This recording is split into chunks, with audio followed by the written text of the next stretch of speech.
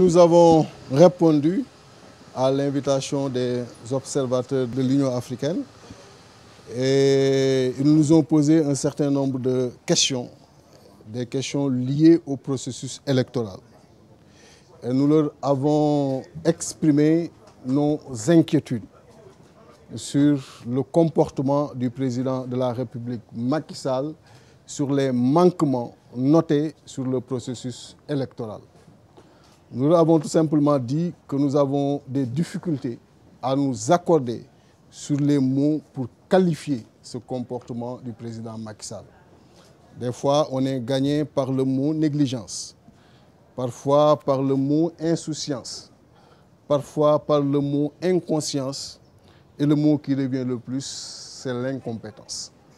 Pour dire tout simplement qu'à 5 jours de la tenue des élections, voir le président de la République Macky Sall produire ce communiqué pour encore une fois violer les dispositions de la loi électorale en son article L53 d'abord qui dit que la carte nationale d'identité biométrique est couplée à la carte d'électeur et que celle-ci fait office de carte d'électeur, alinéa 1, en son article L78 qui dit qu'à son entrée dans le bureau de vote, le citoyen présente sa carte d'électeur, fait une proposition avec la possibilité d'utilisation du permis de conduire, du passeport pour violer ces dispositions, c'est regrettable dans une démocratie majeure comme le Sénégal.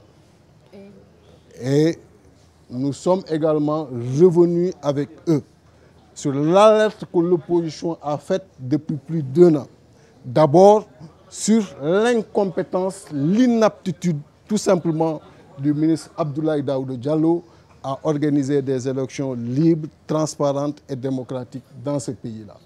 Et les faits aujourd'hui nous ont donné raison.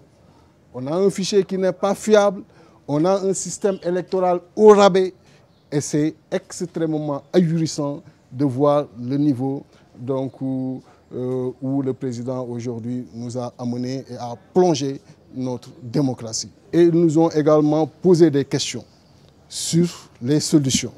Nous leur avons dit que le calendrier électoral est un calendrier préétabli. En 2012 déjà, on savait qu'en 2017, des élections législatives allaient se tenir dans ce pays-là. En 2014, au moment de l'organisation des élections locales, on savait que des élections législatives allaient se tenir. Après le référendum, il y a 1 an, on savait également que des élections législatives allaient se tenir. Et on le dit de façon toute simple, que gouverner, c'est prévoir. On leur a dit très simplement qu'il fallait que les 6 250 000 Sénégalais qui ont eu à s'inscrire puissent recevoir leur carte nationale d'identité et leur carte d'électeur et exprimer le 30 juillet librement leur devoir citoyen. Et maintenant, à 5 jours, le voilà qui saisit le Conseil constitutionnel pour valider une décision vraiment incompréhensible, une décision irresponsable, une proposition que l'opposition ne peut pas accepter et qu'elle rejette totalement. Le président de la République doit arrêter de penser que ce pays-là lui appartient. Nous ne sommes pas dans une république bananière. Il est impossible aujourd'hui d'envisager un report des élections législatives.